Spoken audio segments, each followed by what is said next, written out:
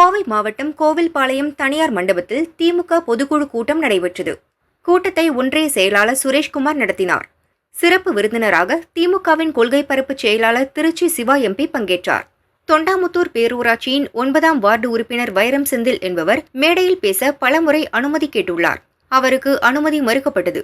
அவர் மேடையில் ஏறி திமுக வடக்கு மாவட்ட செயலாளர் தொண்டாமுத்தூர் ரவிக்கும் முன்னாள் அமைச்சர் SP வேலுமணிக்கும் இடையே சமரச டீலிங் உள்ளது என மைக்கில் பேசினார். இதனால் ஆத்திரமடைந்த மாவட்ட செயலாளர்களின் ஆதரவாளர்கள் அவரை பிடித்து தரதரவென இழுத்து சென்று கடுமையாக தாக்கினர்.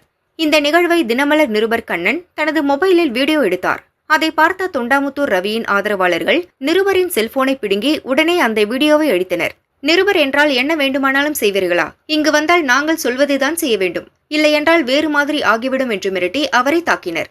நிருபரை முழுவதுமாக பரிசோதனை செய்து அவர் வைத்திருந்த மற்றொரு போனையும் எடுத்து வலுக்கட்டாயமாக அதிலிருந்த பதிவுகள் அனைத்தையும் அழித்துவிட்டு அவரை மிரட்டி அங்கிருந்து அனுப்பினர். இதை பார்த்து கொண்டிருந்த திருச்சி சிவா, தொண்டாமுத்தூர் ரவி உள்ளிட்டோர் கப்சிப் ஆகினர். அழைப்பு விடுத்த காரணமாக நிருபர்கள் அங்கு சென்ற நிலையில் நாங்கள் சொல்வதுதான் நீங்கள் வெளியிட வேண்டும் என கட்டாயப்படுத்தி தாக்கிய சம்பவத்திற்கு பத்திரிகையாளர்கள் கடும் கண்டனம் தெரிவித்தனர். ஜனநாயகத்தின் 4வது தூண் என்ற பத்திரிகை சுதந்திரத்தை திமுகவின் உடன்பிறப்புகள் கேலி கூத்தாக்கி உள்ளதாக விமர்சனங்கள் எழுந்துள்ளன.